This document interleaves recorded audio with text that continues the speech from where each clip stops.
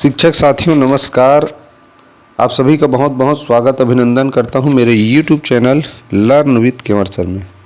दोस्तों आज का यह वीडियो परख सर्वेक्षण 2024 कक्षा 6वीं के अंतर्गत तैयारी कर रहे बच्चों के लिए बनाया हूं। तो हमारे जितने भी शिक्षक साथी इस वीडियो को देख रहे हैं, आप लोगों से करबद्ध निवेदन, आपके स्कूल में जो भी बच्चे कक्षा 6वीं में हैं और परख परीक्षा की तैयारी कर रहे हैं, उन तक यह वीडियो अधिक से अधिक शेयर जरूर करें ताकि उनका जो तैयारी है वो प्रगाढ़ हो सके। ठीक है, और साथ ही साथ मेरे चैनल को सब्सक्राइब भी जरूर कर लीजिएगा ताकि जब भी मैं अगला वीडियो डालूंगा तो उसकी सूचना आप लोगों को नोटिफिकेशन के माध्यम से तुरंत मिल सके। चलिए बिना समय गंवाए आज का यह क्लास शुरू करते हैं और पढ़ते हैं यह निर्देश। देखिए निर्देश क्या लिखा है। प्रत्येक प्रश्न के उत्तर के रूप में 4 विकल्प दिए गए हैं। सही विकल्प चुनकर उस पर गोला का चिन्ह लगाइए। देखिए यहाँ पर एक प्रश्न दिया हुआ है और ये जो 4 ऑप्शन है अ ब स द के रूप में, यही इनके 4 विकल्प है लिखा है। अब क्या करना है, आपको प्रश्न पढ़ना है। प्रश्न हल करने के बाद कौन सा उत्तर मिला उसका गोला कहाँ आपको लगाना है, देखिए ऊपर बता रहा हूँ। देखिए इस तरह से आपको एक OMR शीट मिलेगा। ठीक है, प्रश्न पेपर तो मिलेगा ही, साथ ही इस तरह से OMR शीट मिलेगा। मान लीजिए आपने पहला प्रश्न हल किया। अब पहला प्रश्न का स यानी सी उत्तर आया, तो आपको इस तरह जो सी लिखा है उसको इस तरह पूरा गोला करना है, पूरी तरह उसको भरना है। उसी तरह मान लो आपने 5वां प्रश्न किया, 5वें प्रश्न का डी उत्तर सही है, तो ये जो डी लिखा है उसी में इस तरह गोला भरना है। ठीक, बस यही गोला लगाने की बात, ऊपर जो बताया निर्देश में गोला लगाने की बात, यही गोला लगाने की बात जो OMR शीट में लगाना है उसके बारे में ये कह रहा है। ठीक, तो चलिए OMR शीट भी देख लिए, गोला कैसे लगाना है ये भी मैंने बता दिया। अब सीधा चलते हैं प्रश्न हल करने की ओर। ठीक है, चलो प्रश्न पढ़ते हैं। एक बॉक्स में गणित की 14 पुस्तकें रखी हैं। यदि एक किताब का भार 450 ग्राम है तो बॉक्स में रखी हुई किताबों का भार कितना होगा। देखो बच्चों बिल्कुल सरल है, एक का हमको पता है। एक किताब का भार कितना है, एक किताब का देखो, एक किताब का भार है 450 ग्राम। कितना है, 450 ग्राम लिखा है। जब एक का पता हो और एक से अधिक का पूछे तब बिल्कुल सरल क्या करना है, एक किताब का पता है 450 ग्राम, बस कुल कितना किताब का भार पूछा गया है 14 से उसका गुणा कर दो। देखो कितना आता है, शून्य का शून्य आएगा, 14 पंचे 70 हासिल 7 और 14 चौक 56, 56 7 63, यानी कि 6300 ग्राम। तो ये जो ब ऑप्शन है जिसके लिए OMR शीट में बी लिखा होगा उसी पर आपको ऐसे गोला लगाना है। ठीक, इस प्रश्न में एक और चीज़ बता दूं, हो सकता है आपके परीक्षा में ये जो ग्राम में उत्तर आया है किलोग्राम में लिखा रहे, तो किलोग्राम में बदलने के लिए 6300 ग्राम आया ना, इसको अगर किलोग्राम में बदलना है तो क्या करेंगे, 1000 से भाग कर दिया जाता है। 1000 से भाग करने के लिए देखो 1000 में कितना शून्य है 3, तो 3 अंकों के बाद इधर कॉमा लगा दो, इस तरह हो जाएगा ये 6.3 किलोग्राम। ठीक, इस तरह उत्तर आ जाता। कब, अगर किलोग्राम में पूछता तो। मेरे ख्याल से समझ में आ गया होगा। चलो देखते हैं अगला प्रश्न। प्रश्न पढ़ते हैं। एक अलमारी में 6 खंड है। कितने खंड है, 6 खंड। ऐसे बना लेते हैं, देखो ये 6 खंड मैंने बना लिया। ठीक, एक अलमारी है, 6 ठो खाने हैं जी, उसमें खंड है। में 22 पुस्तकें रखी जा सकती हैं।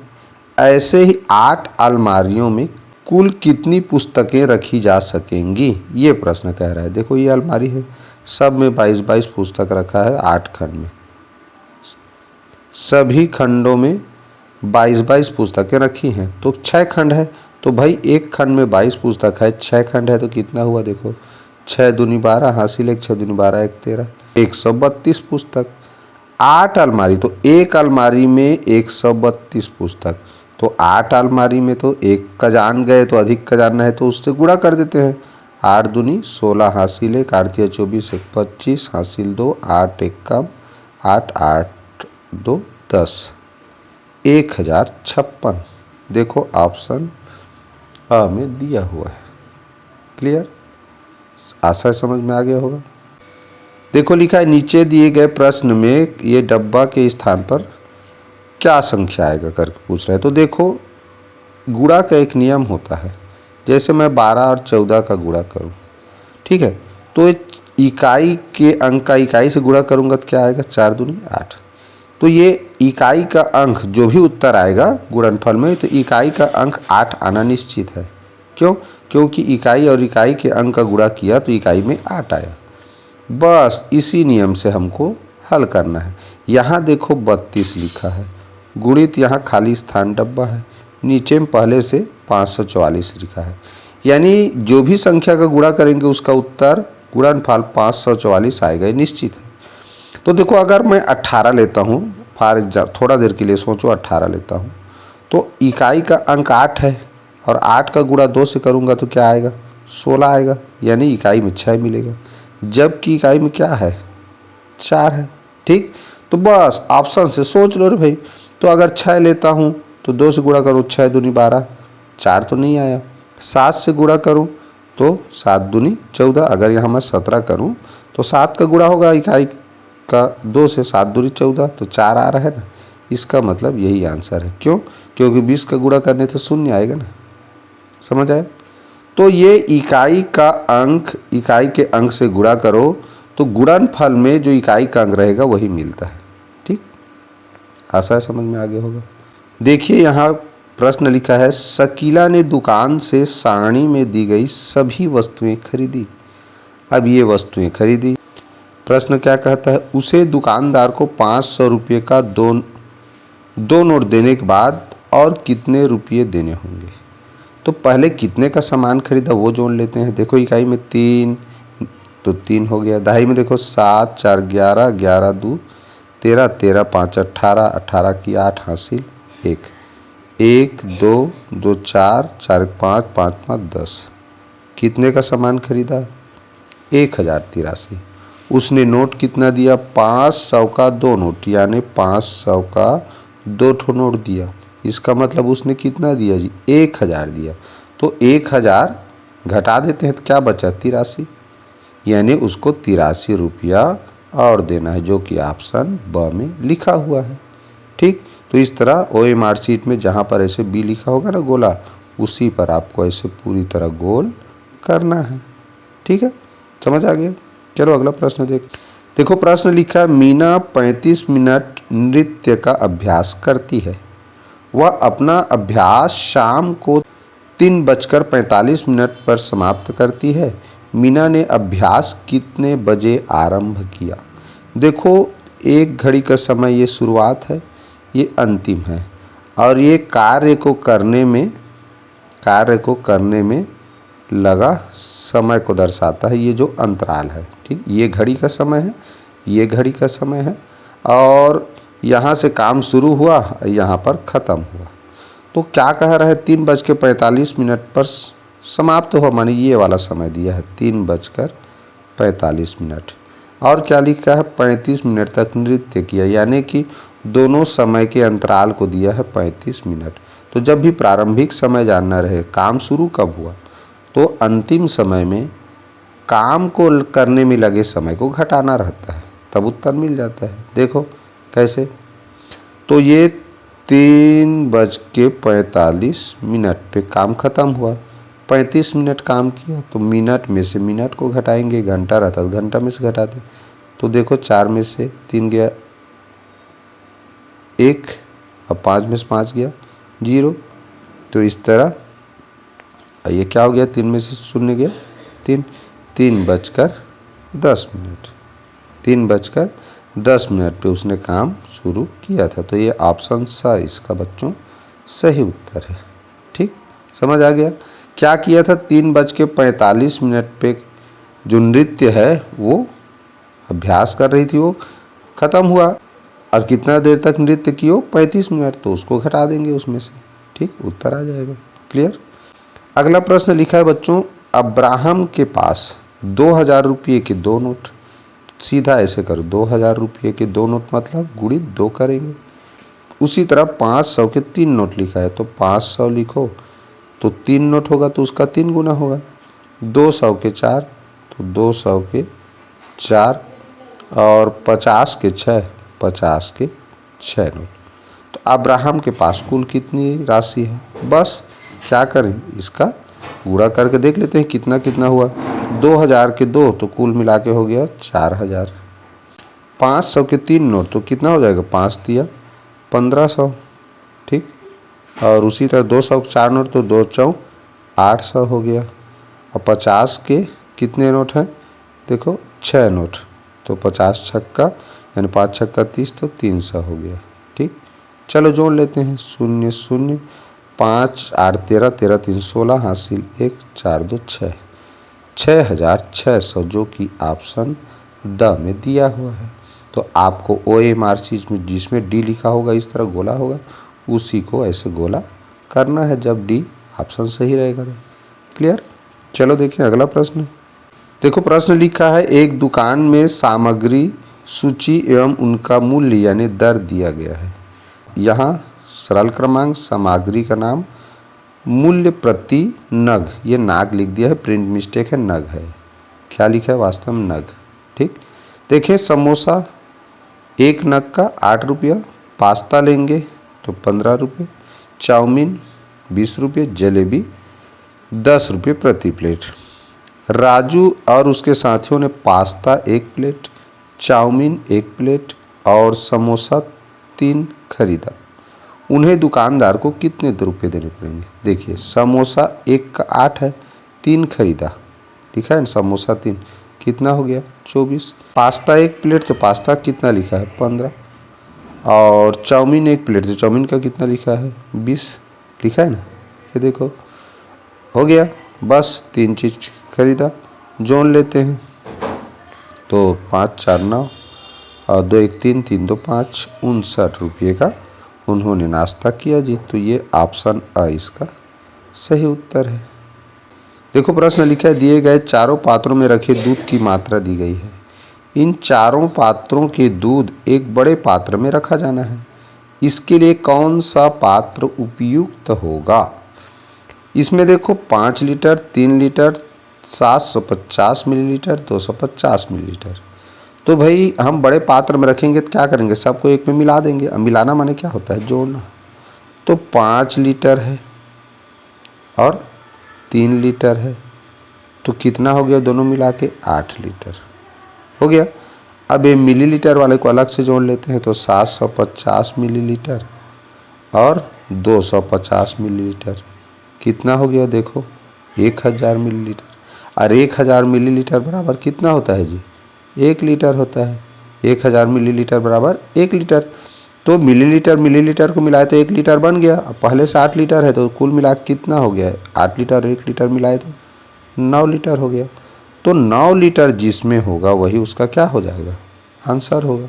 देखो किस में है? ये ऑप्शन द में देखो 9 लीटर लिखा हुआ है, ठीक। तो सब दूध को मिलाने पर 9 लीटर हुआ ना।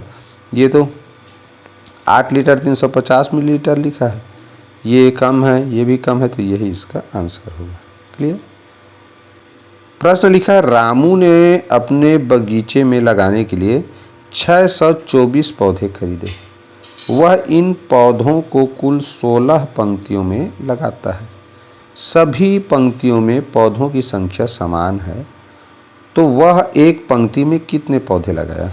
देखो मान लो एक छोटा सा उदाहरण देखो, ये 4 पौधे हैं, 4 पौधे एक पंक्ति में। ऐसी मान लो 5 पंक्ति मैंने लगाया।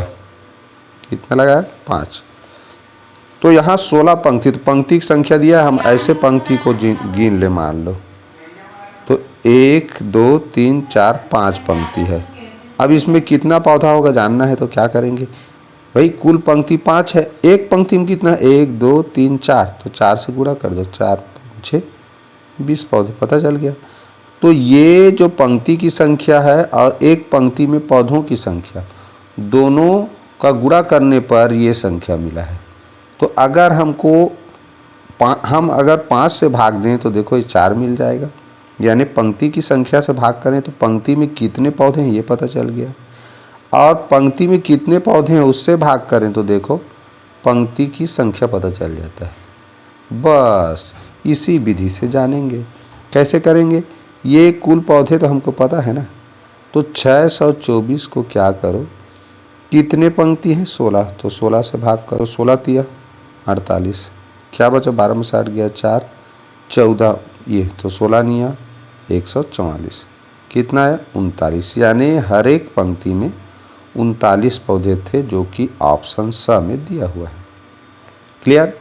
तो इस तरह से बच्चों जब भी दो संख्याओं का इस तरह गुणनफल दिया हो, ठीक है, दो संख्याओं का गुणनफल, तो ये गुणनफल को मानना भाग के प्रश्न में भाज्य, और इनमें से एक संख्या भाजक होता है और दूसरा भागफल होता है। तो हमको भाज्य और भाजक दे दे तो भागफल जान सकते हैं, भाज्य और भागफल दे दे तो भाजक जान सकते हैं तुरंत। ठीक, बहुत आसान है। एक रोबोट समान कदमों की चाल से एक कदम में 30 सेंटीमीटर चलता है। 12 मीटर की दूरी तय करने के लिए उसे कितने कदम चलना पड़ेगा? देखो ये 12 मीटर लिखा है और ये सेंटीमीटर में लिखा है, तो पहले 12 मीटर को सेंटीमीटर बनाएंगे तो क्या हो जाता है 1200 सेंटीमीटर। सिंपल सी बात है, 1200 सेंटीमीटर यानी 12 मीटर को हम सेंटीमीटर बदल दिए तो 1200 सेंटीमीटर को 33 सेंटीमीटर वो कम करता जाएगा। तो किसी भी संख्या से समान संख्या को बार बार घटाने को ही भाग कहा जाता है। तो क्या करेंगे 30 सेंटीमीटर को इसमें से भाग करेंगे, यानी बटे चिन्ह के नीचे कर दें, 0 0 कट गया, 3 एकम 3 चौक 3 शून्य, कितना है 40 कदम।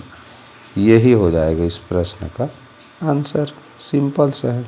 देखिए प्रश्न लिखा है चित्र में त्रिभुज की भुजाओं की माप दी गई है, दिया है देखो 4 सेंटीमीटर 5 सेंटीमीटर ये 6 सेंटीमीटर।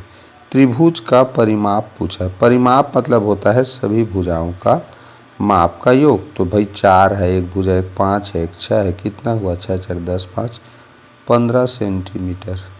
देखो कौन से ऑप्शन में दिया है, ऑप्शन अ में लिखा हुआ है, यही इस त्रिभुज का परिमाप है। ठीक, परिमाप जब भी पूछेगा तो कोई भी आकृति में जितनी भी भुजाएं हैं, चतुर्भुज है तो चारों भुजाओं का माप का योग, त्रिभुज है तो तीनों भुजाओं के माप का योग, पंचभुज है तो पांचों भुजाओं के माप का योग कहलाएगा परिमाप। क्लियर? चलो देखें निम्न में से किस आयत के घेरे की लंबाई सबसे अधिक होगी, ये पूछ रहा है। तो आयत के घेरे माने यही परिमाप पूछ रहा है। परिमाप का नियम सूत्र क्या कहता है, लंबाई कितना है 10, चौड़ाई कितना है 8, दोनों को जोड़ दो, क्या हुआ 18, 2 से गुणा कर दो, 18 दूनी 36। परिमाप माने क्या बताया अभी, चारों भुजाओं का माप। तो ये 8 है तो ये भी 8 होगा ना, ये 10 है तो ये भी 10 होगा। आयत है, आमने सामने एक भुजा बराबर होता है, ये भी 10 होगा, तो आमने सामने एक भुजा बराबर होता है, 10 10 20, 8 दूनी 16, तो 16 और 20 कितना हुआ 36, ये 36 हो गया। ये 10 और 11 21, 21 दूनी 42 होगा। ये 11 और 12 कितना हुआ 23, 23 दूनी 46। यहाँ 9 और 13 कितना हो गया 22, 22 दूनी 44। किसका ज़्यादा है, इसका। ऑप्शन सा इसका सही उत्तर है। दी गई आकृति का क्षेत्रफल कितना होगा, डिब्बा गिन लो पता चल जाएगा। क्यों? क्योंकि 1 सेंटीमीटर है तो 1 गुणित 1 वर्ग सेंटीमीटर होगा ना। तो 1 2 3 4 5 6 7 8 9 10, कितना है इसका 10। ये ऑप्शन द इसका सही उत्तर है। क्लियर? प्रश्न देखें सबसे कम क्षेत्रफल वाला आकृति को पहचानिए। देखिए सभी डब्बे का जो आकार है सेम टू सेम है, बस डब्बा गिनो 1 2 3 4 5, इसमें 1 2 3 4 5 6, इसमें 6, इसमें 5 डब्बे हैं। इसमें देखें 1 2 3 4 5 6 7, और नीचे देखें तो 1 2 3 4 5 6 7 8। इस तरह हम देखते हैं कि ये वाला में 5 है, तो सबसे कम पूछा गया है देखो प्रश्न में। क्या पूछा गया है? सबसे कम क्षेत्रफल। तो ये ऑप्शन अ इसका सही उत्तर है, क्योंकि इसमें डिब्बों की संख्या कम है। भाई सभी आकृति में समान आकार के डिब्बे हैं, तो जिसमें डिब्बों की संख्या कम रहेगा उसका क्षेत्रफल कम होगा। एक भूखंड प्लाट 16 मीटर लंबा और 12 मीटर चौड़ा है। खेत का क्षेत्रफल, क्षेत्रफल बराबर क्या होता है? सिंपल सी बात, लंबाई गुणित चौड़ाई। लंबाई दिया है कितना है? 16, चौड़ाई 12। सिंपल सा गुणा कर लो, 12 छः का 72 हासिल 7, 12 कम 12, 12 7 19, 192 वर्ग मीटर ऑप्शन ब में दिया हुआ है। ठीक, देखें अगला प्रश्न। देखो प्रश्न लिखा है, नीचे दिए गए विकल्पों में से किसमें दोनों आकृतियों का क्षेत्रफल समान है? ठीक है, किसमें दोनों आकृतियों का क्षेत्रफल समान है लिखा है। इसमें देखो 1 2 3 4 5 डिब्बा है, इसमें 1 2 3 4 5, देखो दोनों में 5-5 डिब्बा है, यही इसका उत्तर होगा। आगे जांच करने की ज़रूरत नहीं है। ठीक, चलिए अगला प्रश्न देखें। 3 सेंटीमीटर भुजा वाले वर्ग से 12 सेंटीमीटर भुजा वाले वर्ग का क्षेत्रफल कितना गुना होगा? जब भी इस तरह का प्रश्न आए तो ज़्यादा क्षेत्रफल किसका है? 12 सेंटीमीटर वाले का, उसका ऊपर लिख लो। तो क्षेत्रफल पूछा है तो 12 गुणित 12 होगा ना, भुजा गुणित भुजा होता है। और छोटे वर्ग का क्षेत्रफल 3 सेंटीमीटर भुजा है तो 3 गुणित 3 होगा। ठीक, बस इसका भाग करो, 3 एक कम 3 चौक, 3 एक कम 3 चौक क्या आया? 4 गुणित 4 यानी कि 16 गुना होगा। सिंपल है, ऑप्शन ब इसका सही उत्तर है। क्लियर?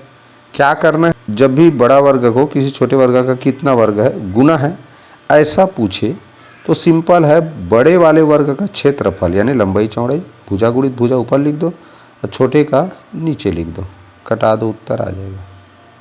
प्रश्न देखो, नीचे ग्रिड पर बनी आकृति का क्षेत्रफल पूछा है। ये वाले का पूछा है, ये जो बना है ये ग्रिड पर बना हुआ है। ठीक, इसी का क्षेत्रफल। तो इसका नियम होता है, देखो नियम क्या कहता है उसको देख लो। इसको गिनो जो आधा से बड़ा हो। ठीक, तो ये देखो ये वाले खाने का आधा से बड़ा भाग इसके अंदर है ना, तो 1 गिनाएगा, 2 3 4। ये हिस्सा देखो इसके आधे से छोटा है, इसको नहीं गिनना है। ये 4 हुआ था, 5 6 7, ये भी देखो आधा से बड़ा है तो 8, ये हो जाएगा 8 वर्ग इकाई। ऑप्शन इसका सही उत्तर है। ठीक, अगर मान लो आधा से छोटा है ना, इस तरह मान लो ऐसे,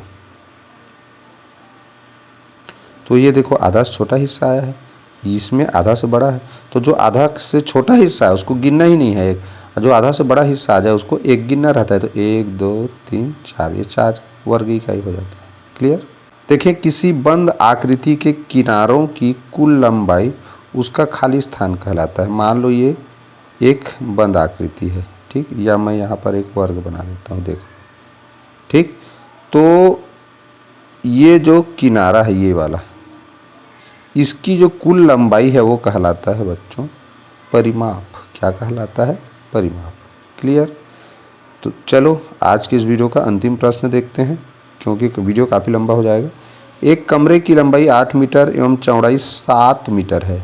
एक बच्चा कमरे के किनारे किनारे एक चक्कर लगाता है, वह कितना मीटर चला?